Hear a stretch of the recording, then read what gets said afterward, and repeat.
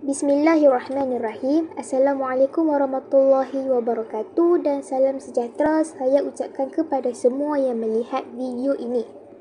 Baik, pada hari ini saya bersama-sama dengan rakan seperjuangan saya dari unit BM5 akan membahaskan serba sedikit tentang tugasan 2 yang diberikan kepada kami. Baik, sebelum kami memulakan pembahasan kami pada hari ini, saya ingin mengucapkan sekalung penghargaan dan ribuan terima kasih kepada pensyarah isu semasa dan cabaran masa depan kod subjek GISC 1082 iaitu Encik Hasnul Hadi bin Tengah atas budi bicara beliau dan memberi peluang dan ruang kepada saya serta rakan-rakan saya untuk melakukan tugasan ini dengan jayanya. Baik, kumpulan saya yang terdiri daripada 3 orang ahli iaitu saya sendiri, Nur Asma Arifah binti Muhammad Mawardi, Nur Syafiqah binti Syaiful Azizan dan Nur Fatihah binti Muhammad Suhaimi. Baik, kami bertiga ditugaskan untuk menjawab soalan yang kelima iaitu keupayaan China untuk mencapai taraf sebagai sebuah kuasa hegemoni dunia tidak perlu dipertikaikan lagi memandangkan perubahan demi perubahan yang telah dilakukan oleh para pemimpin China dalam pelbagai aspek termasuk ekonomi serta penstrukturan semula dalam aspek keselamatan. Baik. Sebelum kita memulakan,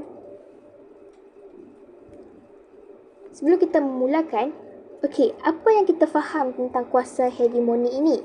Apakah yang dimaksudkan dengan kuasa hegemoni tersebut? Baik, kuasa hegemoni merupakan konsep yang tercetus dari pemikiran barat yang bermaksud pengaruh atau dominasi sesebuah negara atas negara-negara lain. Baik, perkataan hegemoni juga berasal daripada bahasa Yunani iaitu hegemonia atau hegemon yang kedua-duanya membawa maksud ketua atau pemimpin. Baik. Okey. Jadi,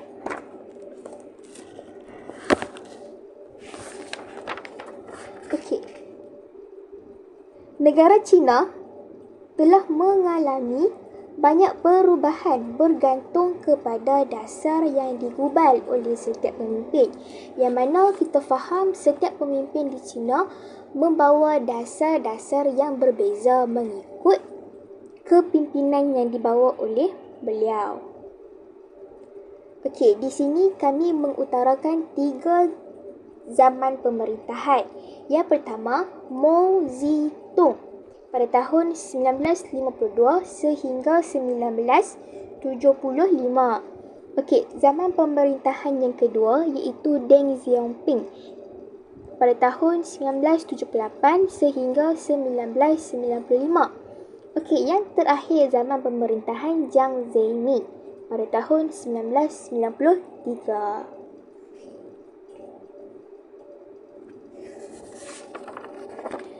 Baik.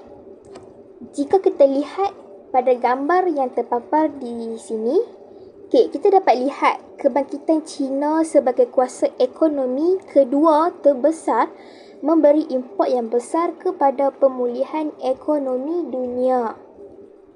Okey, sekarang China muncul sebagai kuasa kedua terbesar ekonomi dunia yang mana dipegang oleh Jepun sebelum ini.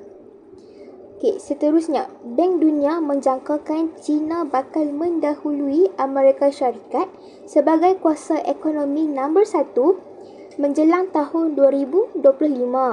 Okey, dari tahun 1978 sehingga kini, purata pertumbuhan ekonomi China adalah 9.5%, yang mana peratusan ini antara yang tertinggi di dunia. Di sini kita dapat tahu perkara pertama yang kita lihat di China ini adalah ekonomi di negara China yang amat maju. Okey, seterusnya kita masuk kepada zaman pemerintahan Mao Zedong. Okey, pada zaman ini China telah mengamalkan polisi ekonomi sosialis dan dasar tutup pintu ataupun closed door, yang mana akses pelaburan luar ke dalam negara China akan disekat. Hal ini dilakukan kerana bagi melindungi kepentingan teras negara China dalam menjaga kestabilan ekonomi dan masyarakat China. Seterusnya, memastikan kesinambungan dasar-dasar yang dibawa oleh Parti Komunis China akan terjaga. Baik, pada zaman ini juga dilaksanakan pelaksanaan dan implementasi ekonomi yang bercorak Soviet ataupun Soviet type ekonomi ke dalam ekonomi China, yang mana kita semua tahu yang bercorak Soviet ini adalah peladang bekerja di dalam sebuah kumpulan dan seterusnya pendapatan yang diperoleh oleh mereka akan dikongsi bersama. Di samping itu juga pasaran juga telah digantikan dengan rancangan untuk memperuntukkan sumber-sumber dan pelaburan. Yang terakhir, bank-bank perdagangan domestik dan asing dimiliki oleh negarawan dan berada di bawah kawalan negara bagi menjaga dasar-dasar kesinambungan yang ada di dalam negara tersebut. Hai, Assalamualaikum. Baiklah, saya akan meneruskan pembentangan dengan pemerintah yang kedua, iaitu Deng Xiaoping yang memulakan pemerintahannya pada tahun 1978 sehingga 1995. Mari kita lihat. Baiklah, pada tahun 1978, Deng Xiaoping sebagai penggerak utama Parti Komunis China telah menstrukturkan kembali ekonomi sosialis dengan cara memperkenalkan pasaran sosialisme. Jadi, dengan peralihan polisi tersebut kepada sistem ekonomi campuran adalah suatu reaksi kepada suatu sosioekonomi semasa di China yang memerlukan perubahan yang pragmatik, yang bertujuan adalah untuk menjamin kestabilan sosial ekonomi dan mencapai kestabilan dari sudut domestik.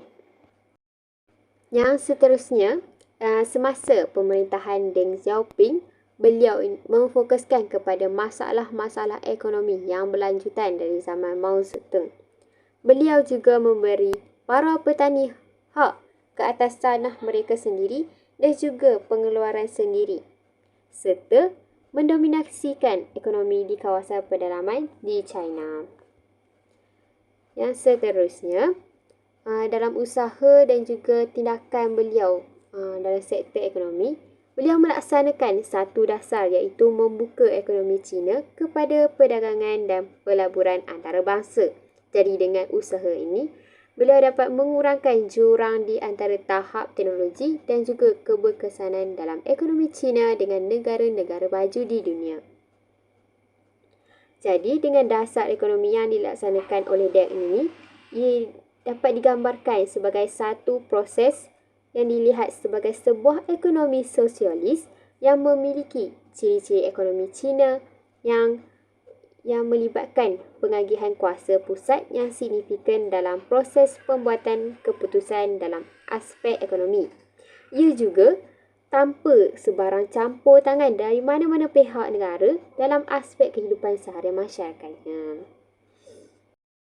Baiklah, yang seterusnya iaitu Theory of Deng ataupun dikenali sebagai Dengism. Apa itu Theory of Deng? Theory of Deng adalah semua idea dan juga polisi yang dijalankan oleh Deng Xiaoping yang bertujuan untuk membentuk semula ekonomi China selama lebih 15 tahun dan digelar sebagai Theory of Deng ataupun dikenali sebagai Dengism. Jadi, modernisasi yang dijalankan di China dalam aspek ekonomi ini dilaksanakan untuk meningkatkan taraf kehidupan rakyat dan kekayaan material bagi sesebuah masyarakat. Jadi, pembangunan ekonomi China ini tidak menentu pada awalnya. Kerana apa? Kerana revolusi budaya pada pertengahan tahun 1960-an.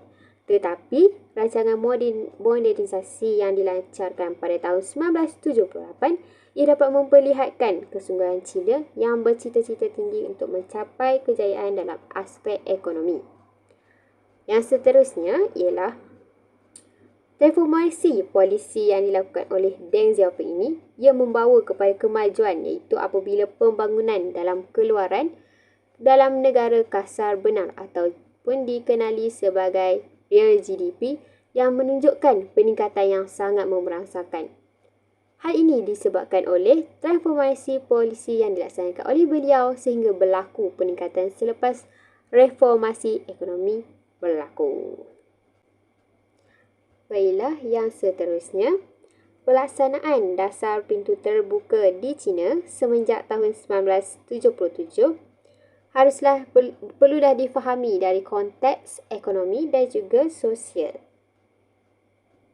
Aspek penting yang ditekankan di sini ialah aspek ekonomi, di mana perubahan telah membawa kepada proses-proses modernisasi dan juga perkembangan ekonomi di China. Jadi, liberalisasi yang terlibat dalam perdagangan asing juga diteruskan bersama-sama dengan perubahan yang berlaku dalam pengurusan serta organisasi dalam syarikat-syarikat perdagangan di China. Dengan keterbukaan China terhadap dunia luar dapat menyumbangkan industri perkhidmatan di China dengan bekalan modal serta mempromosikan pembangunan yang dilakukan di dalam sektor perkhidmatan kepada dunia luar. Jadi proses permodernisasi ini berlaku atas faktor yang apabila China mula sedar keperluan sedikit kelonggaran dalam perdagangan. Jadi, China mula sedar bahawa era globalisasi memerlukan China untuk melonggarkan sedikit pintu perdagangannya. Jadi, China mengambil langkah untuk mengubah dasar pintu tertutup kepada polisi pintu terbuka. Kerana apabila China mengamalkan dasar pintu tertutup, ia menyebabkan pergerakan ekonomi domestik negara China berjalan dalam keadaan yang lembab. Jadi, mereka pun mengubah dasar pintu tertutup kepada polisi pintu terbuka. Kesan daripada permodernisasian menyebabkan China telah menggerakkan reformasi kebangkitan ekonomi sehingga mencapai keluaran dalam negara kasar ataupun GDP kedua dalam dunia pada tahun 2012 selepas Amerika Syarikat. Wilayah yang seterusnya, kesan pemerintahan pemimpin yang kedua iaitu Deng Xiaoping pada penghujung tahun 1978, pemimpin mengubah ekonomi iaitu daripada ekonomi yang berpusat dan terancang kepada suatu sistem yang lebih berdasarkan kepada pasaran. Jadi sistem ini beroperasi dalam ruang lingkup politik yang juga dikawal ketat oleh pihak komunis. Jadi pada tahun 2000 dengan bilangan penduduk seramai 1.26 bilion, China telah muncul sebagai sebuah negara kedua terbesar dari segi ekonomi di dunia selepas Amerika Syarikat. Jadi itulah daripada saya tentang pemimpin yang kedua iaitu Deng Xiaoping. Okey, baiklah. Dari segi kuasa hegemoni dunia yang kita boleh lihat dalam pemerintahan Deng Xiaoping ini tidak dinafikan apabila beliau melaksanakan pelbagai usaha-usaha untuk meningkatkan sektor ekonomi yang memberi peningkatan yang sangat memerangsangkan terutamanya dalam mencapai taraf sebagai sebuah kuasa hegemoni dunia iaitu China menjadi sebuah negara yang kedua selepas Amerika Syarikat dalam GDP. Itu. Okeylah, baiklah itu saja daripada saya. Seterusnya saya serahkan pembintangan kepada pembentang yang seterusnya. Terima kasih kepada pembentang yang kedua. Seterusnya saya Nur Syafiqah binti Syaiful Azizan akan membentangkan pentadbiran Jiang Zemin pada tahun 1993. Pada zaman pentadbiran Jiang Zemin, beliau telah menggubal polisi-polisi dalam aspek ekonomi bagi memastikan China ni dapat meneruskan perkembangan ekonominya dengan lebih baik serta dapat mengatasi masalah ekonomi dengan lebih efisien. Bagaimana? Dengan memberi tumpuan tentang cara-cara bagi mengatasi kejatuhan ekonomi. Tumpuan utama yang diberikan oleh Jiang Zemin ini adalah berkisar dalam aspek usaha-usaha yang perlu dilakukan untuk memastikan ekonomi China ini dapat berkembang dengan baik bagi menjadikan negara China ini cemerlang dalam aspek ekonomi. Pencapaian ekonomi. Negara China ni walaupun pada masa kini, pada masa sekarang, negara China ni memang terselah, memang terkenal dengan konteks ekonomi global dia kerana pencapaian ekonominya yang cemerlang. Negara China ni dia mengamalkan fahaman komunis dan dia telah mencapai satu tahap pencapaian ekonomi yang baik iaitu 12% pada tahun 1992, 13.5% pada tahun 1993, 11.8% pada tahun 1994, 10.2% pada tahun 1995, 11 hingga 12% pada tahun 1998 dan 7 hingga 8% pada tahun 1999. Pada tahun 1999, negara-negara ASEAN ni dia telah melanda satu krisis ekonomi dan negara China ni dia terjejas sedikit dengan mengalami sedikit penurunan peratusan. Tetapi negara China ni dia dapat mengatasi masalah ekonomi dengan cemerlang dan dia juga dapat mengekalkan prestasi ekonomi dia. Dan pertumbuhan ekonomi ni telah menggalakkan China ni dia telah menyebabkan peningkatan pengaruh di peringkat serantau dan juga global. Kelebihan yang dimiliki oleh negara China ni dalam aspek ekonomi seperti tenaga kerjanya yang murah dan terlatih, di samping pasaran domestik yang besar, menjadikan China ni berpotensi untuk mengeluarkan serta melakukan penghasilan barangan pada skala yang lebih besar dengan harga yang murah dan lebih berdaya saing. Kalau kita lihat dekat negara Malaysia kita sendiri, rakyat Malaysia kita sendiri, kebanyakannya mereka membeli barangan dari China kerana harganya yang murah dan kualitinya yang lebih kurang dengan barangan yang harganya lebih mahal. Mereka ni membeli menggunakan aplikasi Shopee, Lazada dan sebagainya. Perkembangan ekonomi di China ni telah berlaku lebih 4 dekad yang lalu dan penyumbang terbesar dia adalah melalui pelaksanaan dasar pembaharuan dan keterbukaan. Selain itu menjadi dasar yang dikekalkan dan akan terus dikembangkan oleh China pada masa depan. China ni juga telah menyatukan kitaran domestik dan antarabangsa secara aktif dan memperdalamkan perlibatannya dalam globalisasi ekonomi serta dia dapat merangsang kerjasama antarabangsa dan multilateral bagi menggalakkan pembaharuan dan pembangunan domestik dan dapat menghadapi krisis kewangan dunia. Pelaburan infrastruktur gergasi dari kerajaan China ni telah mendorong dan membantu ekonomi di negara-negara berkaitan. Yang pertama menyediakan lebuh raya, yang kedua landasan kereta api, yang ketiga jambatan di kawasan pergunungan dan yang keempat merangsang pembangunan ekonomi tempatan. Apa yang dapat saya simpulkan mengenai pentadbiran Jiang Zemin ni, betullah negara China ni memang tidak dapat dipertikaikan lagi bagi mencapai taraf sebagai sebuah kuasa hegemoni kerana ekonominya yang cemerlang dan berprestasi tinggi yang dapat mempengaruhi negara-negara kecil lain seperti negara Malaysia sendiri dan juga negara Indonesia dalam aspek ekonomi. Baiklah, itu sahaja daripada kami. Sekian, terima kasih.